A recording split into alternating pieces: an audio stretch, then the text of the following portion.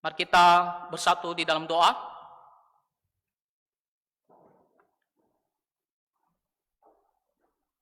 Bapa kami yang bertakhta dalam kerajaan sorga, Engkaulah Allah kami yang kami puji, kami muliakan sampai selama-lamanya. Bapa, kami sangat bersyukur atas anugerah-Mu yang begitu besar, karena anak-Mu yang tunggal, Tuhan Yesus Kristus, telah datang ke dalam dunia untuk mati di atas kayu salib demi menebus dosa-dosa kami. Kami sangat bersyukur karena Engkau telah memberikan kami iman untuk bisa menerima dan percaya kepada Tuhan Yesus Kristus, sehingga kami beroleh pengampunan dan hidup yang kekal di dalam Tuhan Yesus Kristus. Bapa, ajarlah kami untuk selalu bersyukur kepada Tuhan dan untuk selalu hidup bagi kemuliaan Tuhan Yesus Kristus. Bapa, kami juga sangat bersyukur karena hari ini kami bisa bersama-sama datang beribadah kepada Tuhan. Kami bersyukur untuk penyertaan Tuhan selama 1 minggu lamanya. Tuhan telah memberikan kami kesehatan, kekuatan, bahkan sukacita dalam melewati hari-hari kami. Sehingga pada hari ini dengan penuh sukacita kami mau beribadah kepada Tuhan, memuji Tuhan dan mendengarkan kebenaran firman Tuhan. Bapa, kami berdoa untuk setiap pergumulan jemaat Tuhan yang saat ini memiliki masalah atau kesulitan, ataupun yang sedang berada dalam kesedihan. Karena Tuhan, Engkau yang mendengarkan doa mereka, Tuhan yang menjawab setiap permohonan mereka seturut kehendak Tuhan. Bagi yang jemaat yang sedang sakit ataupun dalam keadaan susah, kiranya Tuhan Engkau hiburkan mereka dan kuatkan iman mereka di dalam Tuhan Yesus Kristus. Bapa, kami berdoa untuk setiap jemaat-Mu supaya mereka bertumbuh di dalam iman, di dalam kerohanian mereka setiap hari, supaya kami bisa layak di hadapan Tuhan dan hidup memuliakan Tuhan seumur hidup kami.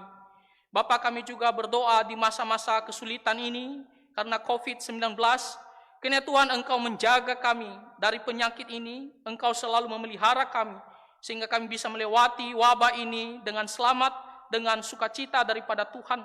Dan kami berdoa untuk COVID-19 ini, kiranya Tuhan Engkau berbelas kasihan, bermurah hati, supaya COVID ini bisa segera dihentikan, dan kami bisa melakukan aktivitas kami, bahkan kami bisa melayani Tuhan dengan penuh sukacita.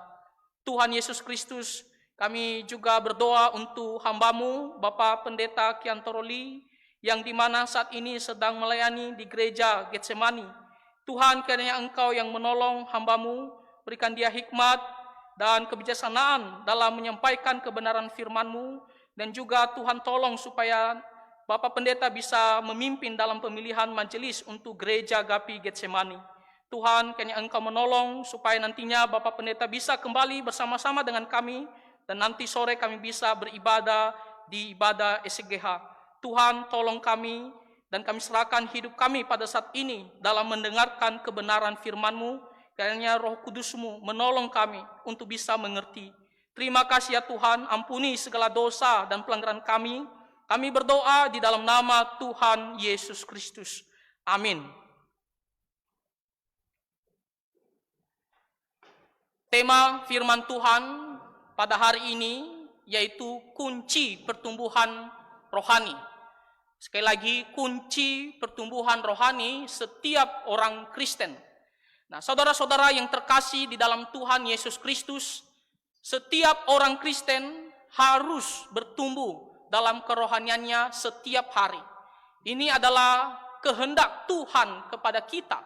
Setelah kita bertobat dan percaya kepada Tuhan Yesus Kristus, kita tidak boleh memiliki kerohanian yang sama seperti sebelum kita percaya kepada Tuhan Yesus Kristus. Kita harus memiliki perubahan dan bahkan pertumbuhan yang sangat baik hari demi hari di dalam Tuhan Yesus. Kita harus semakin hari semakin menyerupai Tuhan Yesus Kristus dalam hal sifat-sifatnya. Jadi setiap orang Kristen harus memiliki kesadaran, kalau saya sudah menjadi orang Kristen, maka saya harus bertumbuh di dalam kerohanian saya setiap hari, setiap saat. Itulah keinginan daripada Tuhan Yesus Kristus. Kita diibaratkan seperti tanaman. Kalau kita menanamkan atau menancapkan suatu tanaman ke dalam tanah, maka kita harapkan tanaman tersebut bisa bertumbuh dengan baik, bertumbuh hari demi hari, dan juga pada akhirnya menghasilkan buah yang banyak. Demikian juga kita orang Kristen. Setelah kita menjadi milik Tuhan Yesus Kristus, kita sudah diselamatkan di dalam Tuhan Yesus Kristus. Kita tidak diharapkan kerohaniannya makin mundur, tapi kita diharapkan supaya kerohanian kita semakin bertumbuh hari demi hari dan menghasilkan buah yang banyak bagi Tuhan Yesus Kristus. Pertanyaannya adalah, bagaimana caranya supaya kita bisa bertumbuh di dalam kerohanian kita? Apa kunci pertumbuhan rohani setiap orang Kristen? Hal apa yang bisa membantu kita agar dalam kehidupan kita sungguh sesuai dengan kehendak Tuhan, ada pertumbuhan hari demi hari di dalam Tuhan Yesus Kristus?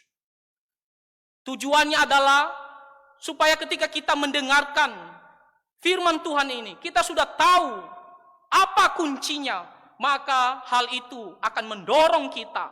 Kita akan semangat, saya mau melakukannya dengan sungguh-sungguh.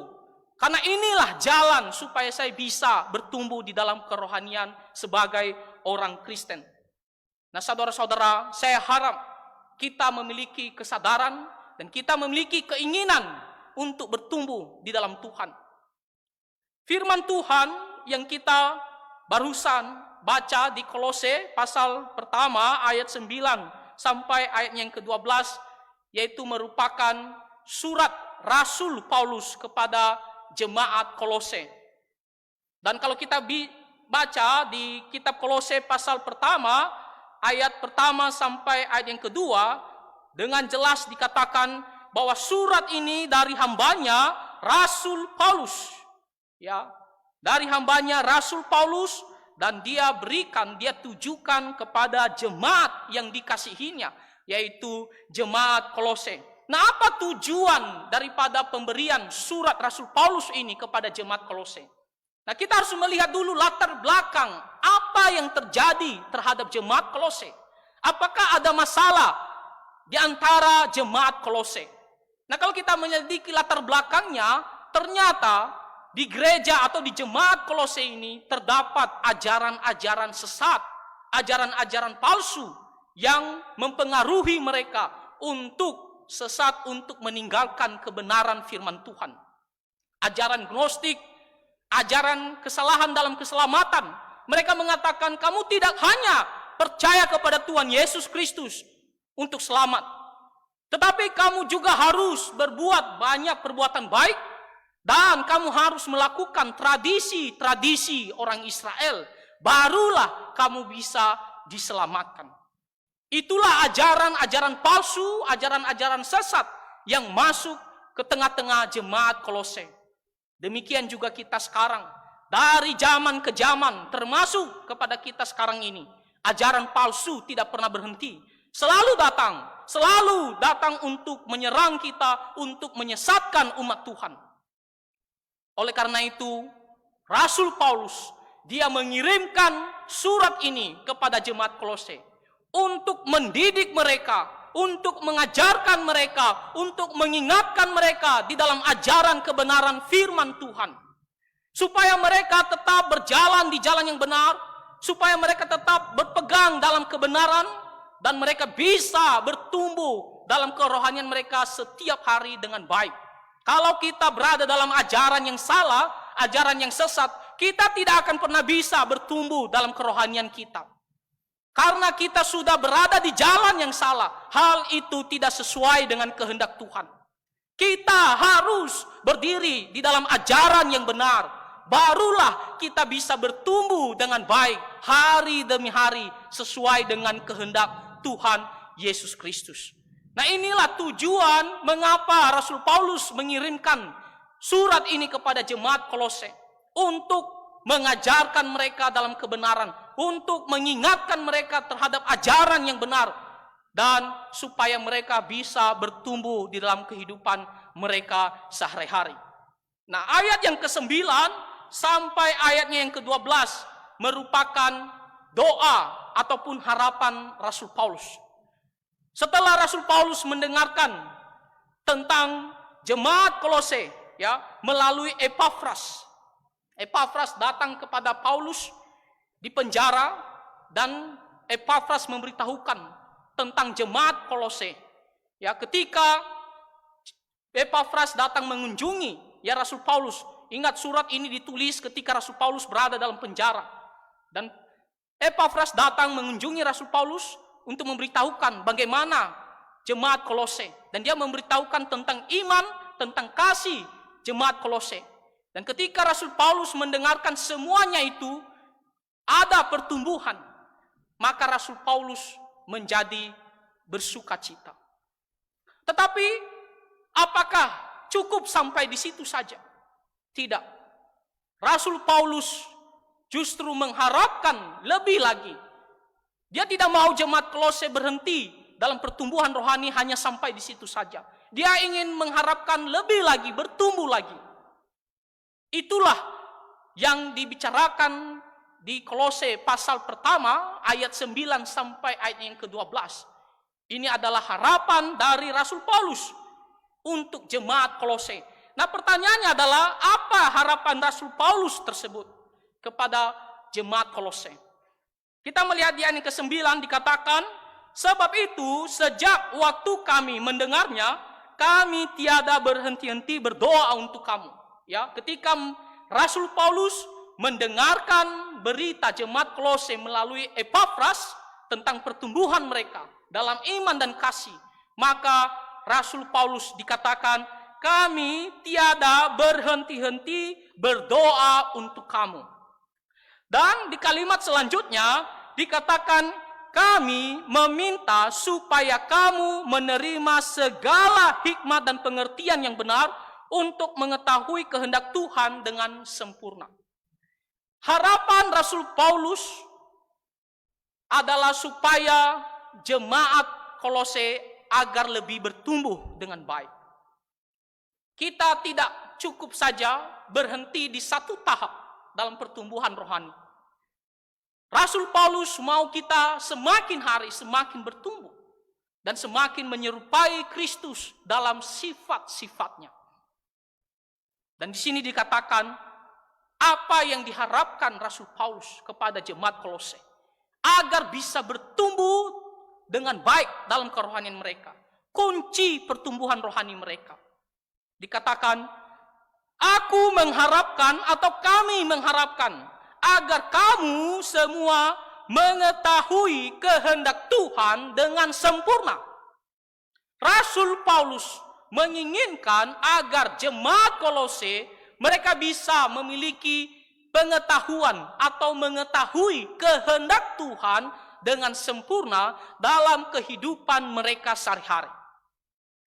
Saudara-saudara yang terkasih di dalam Tuhan, ketika kita belum percaya kepada Tuhan Yesus, kita mengikuti kehendak kita. Kita mengikuti keinginan kita. Apa yang menjadi nafsu kita, kita mengikutinya.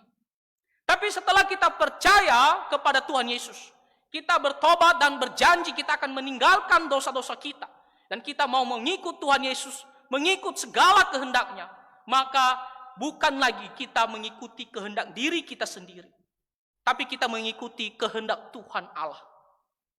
Kita harus mengikuti kehendak Tuhan Allah. Saya tidak hidup lagi untuk diri saya sendiri. Tapi saya mau hidup untuk Tuhan Yesus Kristus. Makanya Rasul Paulus mengatakan, bagiku hidup adalah Kristus.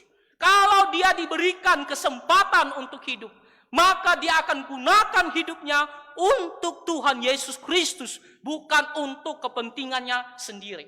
Itulah maksudnya ketika dikatakan bagiku hidup adalah untuk Kristus. Ya, dia akan mempergunakan hidupnya sebaik-baiknya dalam bekerja, dalam melayani untuk kemuliaan Tuhan Yesus Kristus. Dan di sini Rasul Paulus mengatakan, jemaat Kolose, kami mengharapkan supaya kalian bisa mengetahui kehendak Tuhan dengan sempurna. Kita harus melakukan apa yang menjadi kehendak Tuhan. Namun pertanyaannya adalah, bagaimana caranya kita bisa mengetahui kehendak Tuhan? Apa yang harus kita lakukan agar kita bisa mengetahui kehendak Tuhan dengan sempurna? Ada banyak ajaran, tapi yang mana yang menyatakan kehendak Tuhan yang benar dan sempurna untuk kita bisa ketahui dan kita lakukan dalam kehidupan kita sehari-hari? Kalau kita tidak tahu apa yang menjadi kehendak Tuhan dalam kehidupan kita, bagaimana kita bisa mau melakukan kehendak Tuhan? Maka kita harus tahu terlebih dahulu apa yang menjadi kehendak Tuhan untuk saya lakukan dalam kehidupan sehari-hari.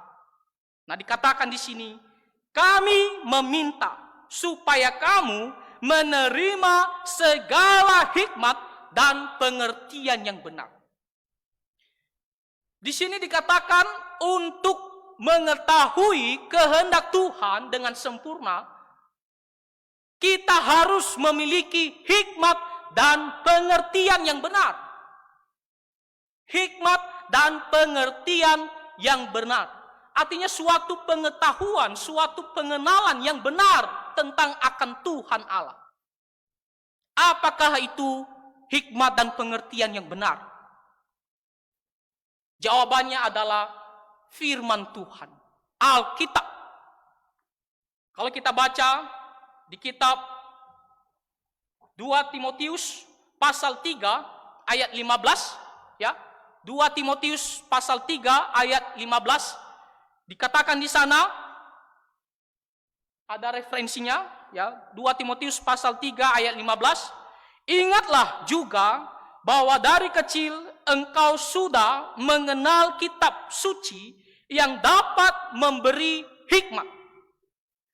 Di sini dikatakan bahwa yang memberikan hikmat adalah kitab suci, firman Tuhan. Ini adalah perkataan yang sama dari sumber yang sama, yaitu Rasul Paulus, hanya kepada orang yang berbeda. Ini khususnya kepada Timotius. Dan di sini dikatakan bahwa kitab suci lah yang memberikan hikmat. Lanjut, Mazmur pasal 19 ayat 8. Dikatakan di sana, Taurat Tuhan itu sempurna, menyegarkan jiwa, peraturan Tuhan itu teguh, memberikan hikmat kepada orang yang tak berpengalaman. Selalu dikatakan kitab suci, Taurat Tuhan memberikan hikmat kepada setiap orang yang mau membaca, menerima, dan merenungkannya. Lanjut, di Mazmur 119 ya, ayat 66 dikatakan, ajarkanlah kepadaku kebijaksanaan dan pengetahuan yang baik. Kebijaksanaan dan pengetahuan yang baik. Sekali lagi dikatakan bahwa ajaran Tuhan, firman Tuhan, kitab suci adalah sumber hikmat dan pengetahuan yang baik, kebijaksanaan. Terakhir, kita melihat di Mazmur 119 ayat 130. Dikatakan, bila tersingkap firman-firmanmu memberi terang, memberi pengertian kepada orang-orang bodoh.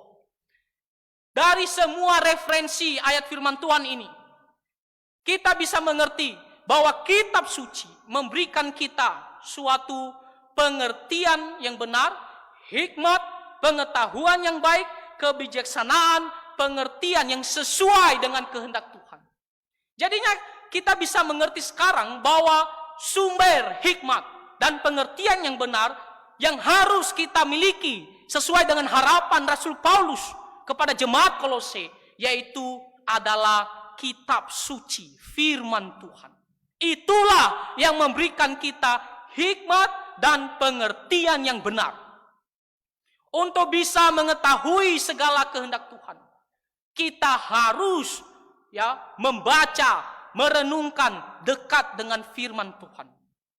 Karena segala kehendak Tuhan, segala keinginannya, segala tentang Dia, sifat-sifatnya, semua dicantumkan hanya di dalam Alkitab ini.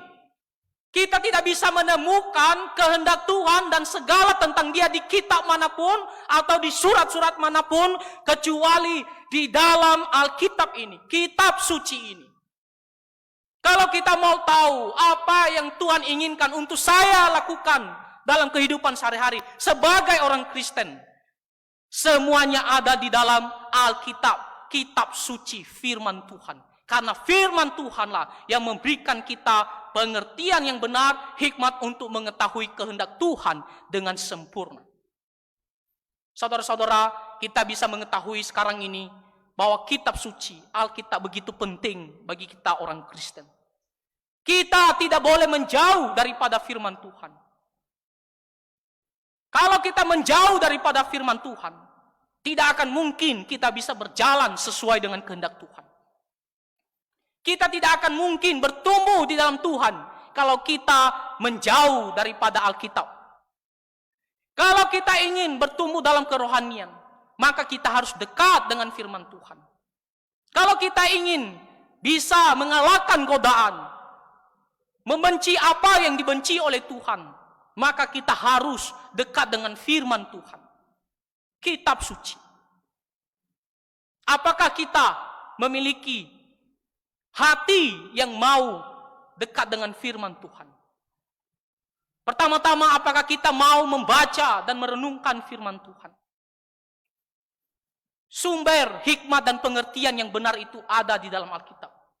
Apakah kita memiliki hati mau membaca dan merenungkan firman Tuhan?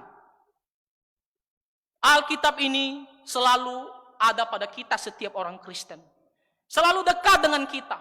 Ini bukanlah buku yang begitu sulit kita dapatkan. Bukanlah kitab yang begitu sulit kita raih. Begitu gampang kita bisa dapatkan Alkitab ini. Bukanlah sesuatu yang sulit kita pahami, yang dimana kita tidak bisa mengerti satupun. Kita bisa membaca dan secara umum kita bisa mengerti. Walaupun kita harus membutuhkan penyelidikan di bagian-bagian tertentu. Tetapi secara umum kita bisa membaca dengan baik dan mengerti dengan baik. Nah, tetapi apakah kita mau membaca dan merenungkannya? Banyak orang yang mengaku sebagai orang Kristen, tetapi tidak memiliki hati dorongan terhadap firman Tuhan. Bahkan hampir tidak pernah membaca Alkitab. Jangankan mau merenungkan Alkitab. Mau membaca Alkitab saja hampir tidak dilakukannya. Mungkin kalau dilakukannya itu karena dia datang ibadah. Tapi setelah ibadah lupa dengan firman Tuhan. Ada banyak orang ketika dia pergi ke toko, dia akan membeli Alkitab dan masih baru, bersih. Lalu dia bawa ke rumah. Setelah itu dia tempatkan di suatu tempat, di meja atau di atas lemari. Dan suatu hari ketika dia mau ambil, maka sebelum dia buka, dia pergi lap dulu. Hembus dulu. Kenapa? Banyak debu. Kalau banyak debu, artinya kita ini tidak membuka-buka Alkitab tersebut. Kita tidak ada membaca Alkitab. Alkitab itu begitu penting bagi kita orang Kristen. Dan kita tidak bisa pisah atau jauh daripada Alkitab. Karena itulah kunci pertumbuhan rohani kita. Itulah cara satu-satunya untuk mengetahui kehendak Tuhan. Agar kita lakukan dalam kehidupan kita sehari-hari. Saudara-saudara, apakah kita punya hati untuk mau membaca dan merenungkan firman Tuhan? Ya, kita semua memiliki Alkitab. Bahkan sekarang lebih canggih lagi, ada di handphone. Handphone selalu ada bersama kita. Handphone tidak bisa tinggal, tidak bisa jauh dari kita. Tapi Alkitab kita merasa bolehlah jauh dari kita. Handphone begitu penting bagi kita dalam kehidupan kita sehari-hari. Tapi sedangkan yang paling penting, kita tidak merasa penting sekali dalam kehidupan kita sehari-hari. Kita boleh melupakan dan menjauh daripada firman Tuhan. Tapi dengan handphone kita tidak bisa tinggalkan. Coba kalau kita pergi kerja, kita ketinggalan handphone, kita gelisah. Wah, handphone saya tinggal. saya harus balik, saya pergi ambil di rumah. Ya kan? Kita tidak bisa tenang, oke lah, di rumah sajalah handphone saya, tak masalah lah, saya pergi kerja. Kita tidak bisa tenang, saya harus balik, saya harus putar, saya harus pergi ambil handphone saya. Lalu bagaimana dengan Alkitab? Apakah kita juga merasa dalam setiap hari saya harus baca firman Tuhan, setidaknya satu pasal? Oh, sebelum saya baca, aduh saya gelisah. Ya, saya harus baca. Karena begitu penting dalam kehidupan saya.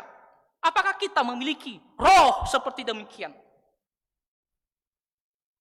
Nah, saudara-saudara yang terkasih di dalam Tuhan, mungkin selama ini kita belum melakukannya atau masih kurang.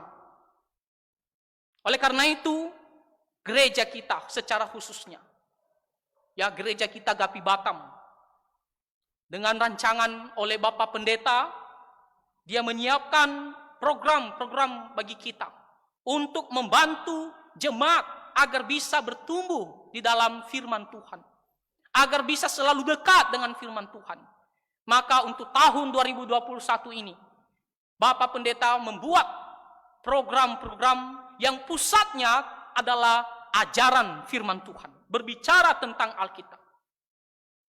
Kegiatan pertama yang disediakan oleh Bapak Pendeta di tahun ini yaitu STAPI. Ya, Sekolah Teologi Alkitab Presbyterian Indonesia, STAPI. Dalam waktu yang dekat kita akan memulai STAPI ini untuk mengajarkan, untuk mendidik jemaat Tuhan, bahkan menyiapkan para pelayan di gereja maupun full timer. Inilah program pertama yang disediakan oleh gereja kita untuk tahun ini. STAPI. Ini diberikan bukan untuk orang-orang yang tidak percaya, tapi untuk kita semua orang percaya. Di sini kita akan belajar kebenaran firman Tuhan. Kita akan belajar segala kehendak Tuhan. Kita akan dididik bagaimana menjadi orang Kristen yang bertumbuh. Bahkan bagaimana bisa menjadi pelayan yang sesuai dengan kehendak Tuhan. Kita berharap ketika memulai STAPI ini, banyak jemaat, ya, bahkan sebenarnya kita menginginkan semua jemaat, tapi pada faktanya kan tidak mungkin semua. Tapi yang kita bisa harapkan adalah banyak jemaat berusaha untuk mengikuti STAPI ini. Ya, kita datang hanya untuk belajar firman Tuhan. Ya, kita mengambil satu subjek dan kita tentukan hari apa kita bisa. Dan kita ikut ke kelas, ya biar kita bertumbuh di dalam Tuhan. Dan kita diajarkan dengan benar, sesuai dengan kehendak Tuhan. Kita bisa mengenal doktrin-doktrin yang benar. Inilah program pertama yang dirancang oleh gereja kita, yaitu STAPI. Dan saya harap, ya kita harap supaya kita bisa mengikutinya. Yang kedua, program kita, gereja kita untuk tahun 2021 ini, yaitu mengenai PA, pedalaman Alkitab. Ini juga pusatnya adalah pengajaran firman Tuhan. Ya, kita mau belajar firman Tuhan. Kita akan memilih satu kitab dan kita akan menjelaskan poin per poin, ayat demi ayat, supaya jemaat bisa mengerti firman Tuhan. Kembali lagi adalah firman Tuhan.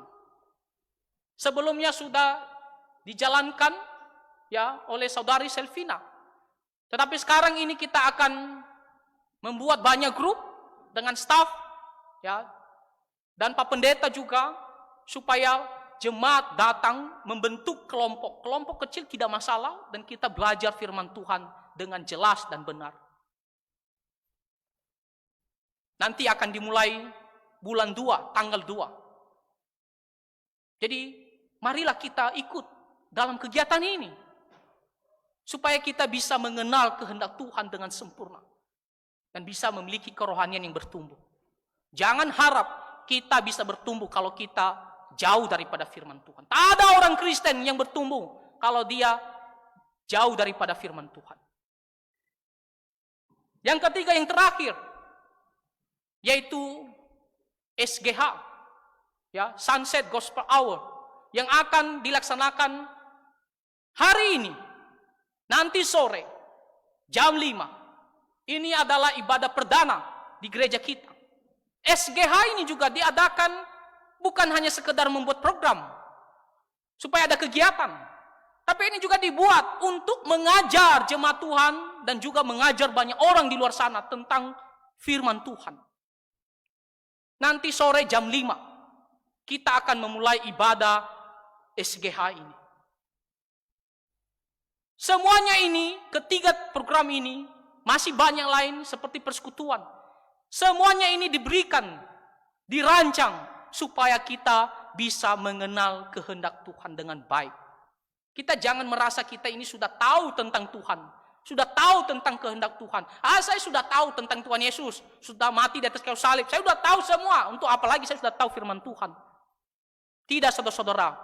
Kita harus belajar firman Tuhan. Kita belum tahu apa-apa. Masih sedikit. Dan kita harus mau tahu tentang firman Tuhan agar kita bisa bertumbuh di dalam Tuhan. Jadi kita berharap seperti harapan Rasul Paulus kepada jemaat Kolose. Demikian juga gereja kita. Supaya kita bisa bertumbuh di dalam Tuhan, dalam mengenal kehendak Tuhan dengan sempurna. Marilah kita juga memiliki hati yang seperti demikian. Mau mengenal kehendak Tuhan dengan sempurna. Melalui membaca Alkitab, merenungkan firman Tuhan, dan belajar firman Tuhan. Belajar firman Tuhan bisa dengan sendiri menyelidiki, bisa juga melalui persekutuan-persekutuan ataupun pembelajaran firman Tuhan yang diadakan oleh gereja.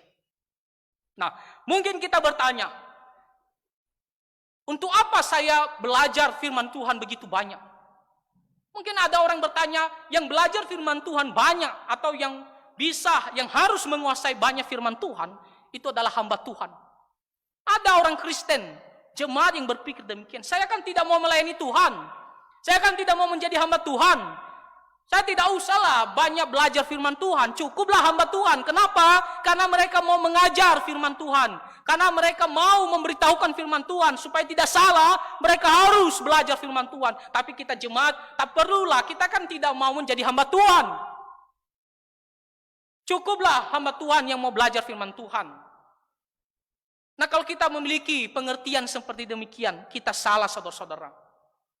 Kenapa kita harus belajar firman Tuhan? Bukan hanya hamba Tuhan, bukan hanya Bapak Pendeta, kita semua orang Kristen. Apa hasil kalau kita belajar firman Tuhan, dekat dengan firman Tuhan? Apa hubungannya dengan pertumbuhan rohani kita? Nah, di sini Rasul Paulus memberitahukan kepada kita apa yang akan dihasilkan ketika kita dekat dengan firman Tuhan. Ayatnya yang ke-10. Dikatakan, pertama, sehingga hidupmu layak di hadapannya serta berkenan kepadanya dalam segala hal. Dan kamu memberi buah dalam segala pekerjaan yang baik. Hal yang pertama, mengapa kita mau belajar firman Tuhan? Mengapa kita mau merenungkan firman Tuhan? Membaca Alkitab, dekat dengan firman Tuhan. Yang pertama, supaya kita layak di hadapan Tuhan. Dan memberikan buah di dalam Tuhan. Ya, dikatakan di situ, ya, kamu memberi buah dalam segala pekerjaan yang baik. Apa maksudnya layak di hadapan Tuhan? Kalau kita ada hati, ada kemauan, mau belajar firman Tuhan, mau dekat dengan firman Tuhan, maka hal itu dianggap kita sudah berusaha, memiliki usaha, keinginan, kemauan untuk mengarahkan hidup kita di jalannya kebenaran firman Tuhan. Orang yang memperhatikan dirinya, selalu mengarahkan hidupnya di jalan firman Tuhan atau sesuai dengan firman Tuhan, maka dianggap layak di hadapan Tuhan. Tapi kalau orang tidak peduli tentang dirinya, tentang kerohaniannya, tak peduli kalaupun dikasih tahu begini jalannya supaya kamu bisa bertumbuh di dalam Tuhan, tapi kita tidak peduli, bagaimana kita bisa layak di hadapan Tuhan? Bagaimana kita bisa memberi buah dalam kehidupan kita sehari-hari? kalau kita pun tidak peduli, kita tidak berusaha mengarahkan, membawa diri kita ini untuk dekat dengan Tuhan. Jadi kalau kita ada hati, mendorong diri kita, mau belajar firman Tuhan, maka kita dianggap kita berusaha ya dengan sekuat tenaga memimpin diri kita, mengarahkan hidup kita untuk mau berjalan sesuai dengan kehendak Tuhan. Maka yang dikatakan kita layak di hadapan Tuhan. Dan kita bisa memberikan buah dalam kehidupan kita sehari-hari. Kita belajar firman Tuhan bukan hanya sekedar pengetahuan. Firman Tuhan akan menolong kita, akan bisa menghasilkan buah dalam kehidupan kita sehari-hari. Tak ada orang yang bisa menghasilkan buah sesuai dengan kehendak Tuhan kalau dia jauh daripada firman Tuhan. Hanya orang-orang yang dekat dengan firman Tuhan bisa menghasilkan buah. Contohnya, sebelumnya kita tidak memiliki hati untuk penginjilan. Kita merasa tidak usahlah penginjilan. Ya, lagian penginjilan seperti merusak hubungan. Karena kita memberitakan tentang Tuhan Yesus dan ingin supaya dia menjadi murid Tuhan Yesus. Tidak usahlah. Ya, kalau dia selamat ya dia selamat, kalau tidak selamat ya udah itu pilihannya. Kita tidak merasa penting sekali untuk memberitakan Injil. Kita tidak merasa begitu penting untuk memberitakan tentang Tuhan Yesus. Tapi kalau kita belajar firman Tuhan, kita diajarkan, kita menyelidiki, dan kita bisa mengerti ternyata betapa pentingnya memberitakan tentang Tuhan Yesus kepada orang-orang yang belum percaya. Kenapa? Karena kita tahu melalui firman Tuhan, orang yang tidak percaya kepada Tuhan Yesus akan dihukum selama-lamanya. Dan kita tidak mau mereka masuk ke dalam penghukuman tersebut. Jadi ada suatu dorongan, apalagi kalau hal itu, ya orang-orang itu adalah saudara kita, keluarga kita.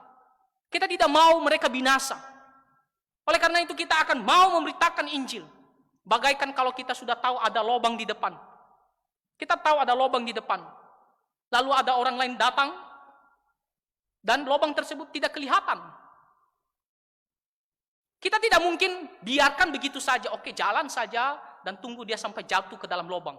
Tidak mungkin. Kita pasti ada rasa pedulinya, dan kita mengatakan, jangan ke sana, ada lubang.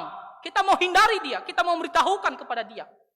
Demikian juga tentang keselamatan. Setiap orang berdosa akan menuju kepada penghukuman. Oleh karena itu kita akan mencegah mereka dengan cara memberitakan Injil. Karena kita sayang kepada mereka, kita mengasihi mereka. Jadi kalau selama ini kita tidak punya hati untuk penginjilan, tapi melalui pengajaran firman Tuhan, kita baru disadarkan. Ternyata betapa penting untuk memberitakan Injil. Dan karena itu kita langsung mau cari keluarga kita. Mana keluarga saya yang belum percaya Tuhan? Saya mau pergi beritakan Injil. Dan dengan secara tidak langsung, kita sudah taat firman Tuhan. Dan kita bisa memberikan buah di dalam Tuhan. Nah itulah hal yang pertama yang dihasilkan kalau kita dekat dengan firman Tuhan. Dikatakan kita menjadi layak karena kita mengarahkan hidup kita berjalan sesuai dengan kehendak Tuhan. Dan kita bisa memiliki hati untuk taat firman Tuhan dan memberi buah dalam kehidupan kita sehari-hari. Tidak hanya dalam hal penginjilan, dalam karakter kita. Semakin kita mengenal firman Tuhan, kita semakin ditekan, dituntut untuk berubah dari karakter-karakter kita. Itu yang pertama. Yang kedua, yang dikatakan hal yang dihasilkan oleh firman Tuhan, kenapa kita harus belajar firman Tuhan? Di ayatnya yang ke-10, ya, bagian terakhir, kalimat terakhir, dikatakan supaya kita bertumbuh dalam pengetahuan yang benar tentang Allah. Bertumbuh di dalam pengetahuan yang benar tentang Allah. Kalau kita mau belajar firman Tuhan, mau menyelidiki firman Tuhan, maka kita bisa bertumbuh dengan benar, sesuai dengan kehendak Tuhan, dalam pengetahuan akan firman Tuhan. Saudara-saudara, tidak hanya di zaman Rasul Paulus ini yang banyak ajaran palsu. Dan kita sudah tahu tadi latar belakang daripada surat ini kan ada ajaran-ajaran palsu. Zaman sekarang juga banyak ajaran palsu. Ya, beberapa bulan yang lalu sempat heboh ya di dunia kekristenan. Ya, khususnya di Indonesia. Kenapa? Karena ada seorang pelayan gereja yang mengatakan bahwa Tuhan Yesus itu bukan Allah. Ya, dia mengatakan tidak pernah Tuhan Yesus dipanggil sebagai Theos, sebagai Allah. Lalu selanjutnya ada satu hamba Tuhan lagi yang lebih viral lagi, yang mengatakan bahwa konsep ajaran Allah Tritunggal itu salah. Yang benar adalah Allah itu hanya satu pribadi, namun dalam 3 manifestasi dia berubah-ubah. Ketika dia di sorga menjadi Allah Bapa, ketika dia ke dunia dia berubah menjadi Allah Anak, ketika dia masuk ke dalam hati kita dia menjadi Allah Roh Kudus. Tapi sebenarnya hanya satu pribadi yang berubah-ubah peranannya. Dan dia sangat yakin, dan dia mengutip ayat-ayat, walaupun ayat-ayat tersebut tidak mendukung ajarannya, tapi dia paksa. Nah, kalau kita tidak belajar firman Tuhan, kita tidak menyelidiki firman Tuhan selama ini, kita pikir, oh benar juga ya. Secara logika bagaimana mungkin Allah itu 3? Pasti satu pribadi. Dan kita lihat dia juga kutip-kutip ayat firman Tuhan. Ya kan sumbernya dari Alkitab itu. Kita bilang, wah itu benar pasti. Ya sempat viral di dunia kekristenan. Dan akhirnya pelayan ini diberhentikan, ya, dari organisasi gereja karena ajaran palsunya. Tapi kalau kita belajar firman Tuhan, kita mengerti seperti ajaran Tritunggal itu adalah ajaran kebenaran firman Tuhan. Banyak ayat-ayat Alkitab yang memberitahukan bahwa pribadi Allah bukan yang satu, tapi plural, tapi satu kesatuan. Nah, kalau kita belajar firman Tuhan, maka pengetahuan yang benar akan bertambah dan membuat iman kita semakin teguh. Tak akan gampang disesatkan oleh orang. Kalau ada ajaran palsu datang, kita langsung tahu ini benar atau tidak. Dan kita tahu benar atau tidak tergantung kalau selama ini kita pergi membaca, belajar firman Tuhan. Tapi kalau kita selama ini kita tidak tahu apa-apa, ketika ada ajaran palsu, kita mulai bimbang, jangan benar ini. Apalagi kalau kita tidak pergi tanya sama Pak Pendeta, untuk memastikan, kita diam-diam saja, suatu hari kita bisa sesat. Nah jadi saudara-saudara, Rasul Paulus ingin menghindarkan mereka dari ajaran palsu ini. Dan supaya mereka bisa bertambah dalam pengetahuan yang benar, maka mereka harus menerima hikmat dan pengertian yang benar itu, yaitu firman Tuhan. Mereka harus membaca, belajar, terus menyelidiki firman Tuhan. Kita mau belajar firman Tuhan bukannya semata-mata kita mau menyombongkan diri. Jangan salah. Jangan kita pikir, kalau saya mau belajar firman Tuhan, supaya saya nanti berdebat. Dan saya mau menyombongkan, oh saya menguasai. Bukan. Kita mau belajar firman Tuhan salah satunya, supaya kita tidak gampang disesatkan oleh ajaran palsu. Itu yang kedua. Yang ketiga, kenapa kita harus belajar firman Tuhan, dekat dengan firman Tuhan? Ayat yang ke-11 dikatakan, dan dikuatkan dengan segala kekuatan oleh kuasa kemuliaannya untuk menanggung segala sesuatu dengan tekun dan sabar. Firman Tuhan akan memberikan kita kekuatan dalam menghadapi segala sesuatu dengan tekun dan sabar. Apakah itu masa-masa sulit, kesusahan, masalah apapun, kita akan diberikan kekuatan melalui firman Tuhan. Sehingga dengan tekun dan sabar kita akan menjalaninya. Karena kita tahu firman Tuhan, janji-janji Tuhan, sifat-sifat Tuhan, yang dimana Dia setia ada bersama kita. Dia menguatkan kita. Kalau kita terus berharap kepadanya, Dia tidak akan meninggalkan kita begitu saja. Pada akhirnya Dia akan melepaskan kita dari setiap masalah. Nah kalau kita membaca firman Tuhan itu, kita akan diingatkan firman Tuhan itu ketika dalam menghadapi masalah ataupun kesulitan. Apalagi di masa COVID-19 ini. Banyak kesusahan yang kita dapatkan. Merata. Baik orang yang punya usaha atau maupun yang tidak punya usaha. Semua mendapatkan efek daripada COVID-19 ini. Ada kesulitan, ada kesusahan. Apalagi anak-anak yang muda-mudi yang pergi kerja, yang mereka dikeluarkan, dikurangi pekerjanya. Ya ada satu anggota muda-mudi, ya Ketika terjadi COVID-19, dia kerja di warung. Nggak ada orang yang datang. Akhirnya apa? Dia diberhentikan. Ya, dengan alasan tak ada orang yang mau makan, mau bayar apa gajimu. Dan dia pontang-panting cari pekerjaan. Bahkan makannya pun dia tidak punya uang makan. Maka apa yang dilakukan? Kami sediakan makanan di sini. Datang ke gereja, ya, ambil makanan sambil cari pekerjaan. Ya, kami masak. Ya, ini adalah kesulitan yang sangat besar dan dia sangat bergumul. Bagaimana keuangan saya? Nah, dalam kesusahan-kesusahan kita membutuhkan kekuatan.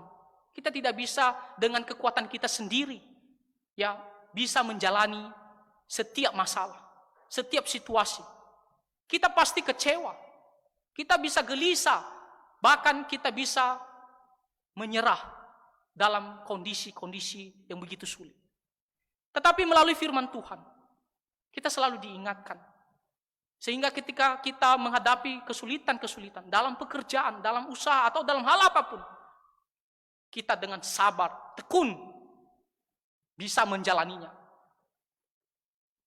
Tuhan akan memberikan kita kekuatan. Nah, ini adalah salah satu hasil yang diberikan ketika kita dekat dengan firman Tuhan. Selalu mau belajar firman Tuhan. Yang terakhir, kenapa kita mau belajar firman Tuhan? Dikatakan di ayatnya yang ke-12, dan mengucap syukur dengan sukacita kepada Bapa yang melayakan kamu untuk mendapat bagian dalam apa yang ditentukan untuk orang-orang kudus di dalam kerajaan terang. Kita bisa selalu bersyukur dalam kondisi apapun. Karena kita melihat firman Tuhan.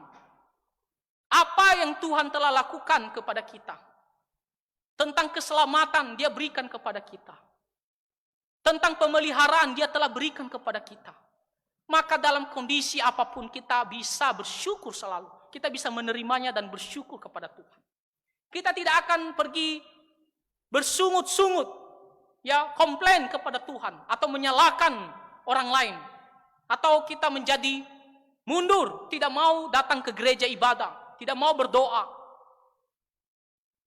Tapi kalau kita dekat dengan firman Tuhan, contohnya Tuhan sudah mengatakan dia telah mati di atas kayu salib untuk menebus dosa-dosa kita. Dan dia sudah menyediakan tempat yang paling bahagia bagi kita, itu surga.